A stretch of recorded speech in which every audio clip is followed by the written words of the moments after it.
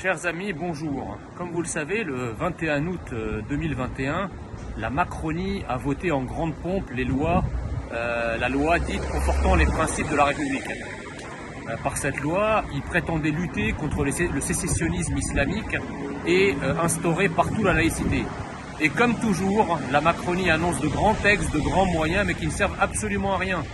Après le reportage à Roubaix, il y a une quinzaine de jours, qui a montré le degré d'islamisation de cette ville, on a depuis hier une vidéo qui circule à l'université de sciences de Reims, où on voit la même chose qu'on voyait d'ailleurs à Roubaix, c'est-à-dire une étudiante mettre son tapis de prière dans une salle de travaux dirigés et faire la prière en toute tranquillité dans un édifice, dans un bâtiment qui pourtant appartient à la République et dans lequel devraient prévaloir les principes républicains, les principes de laïcité que cette loi était prétendument censée défendre.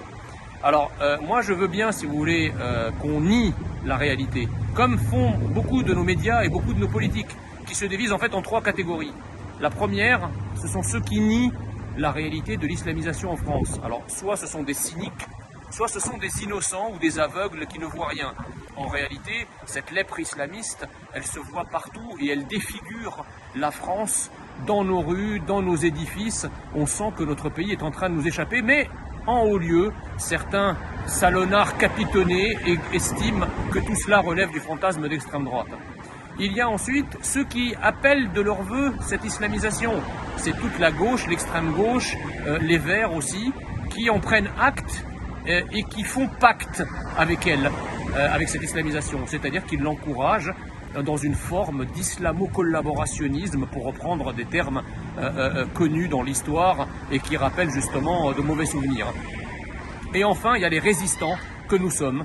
Ces résistants, qui sont les patriotes, les nationaux, nous essayons évidemment de conserver une France française, nous essayons de conserver une France laïque, la laïcité n'étant pas simplement une question juridique, mais aussi une question de discrétion religieuse. On voit bien au fond avec ce qui se passe dans cette fac de sciences de Reims, que l'islam n'est pas une religion comme une autre, qu'aucune autre religion n'investit les lieux de la sorte et prétend y pratiquer son culte, pas les chrétiens, pas les juifs, pas les bouddhistes, et que le voile de ces femmes, eh bien, nous avons raison d'en faire un emblème religieux, puisque ces femmes qui sont voilées et qui étalent leurs convictions de cette manière pour occuper l'espace public ne sont en réalité rien d'autre que des soldates d'Allah, et il faut donc les traiter comme tels, c'est-à-dire eh bien, interdire cet accoutrement religieux et faire en sorte que la laïcité soit valide et valable et visible dans tout l'espace public, donc sans aucun signe religieux. Merci de m'avoir écouté et à très bientôt pour une prochaine vidéo.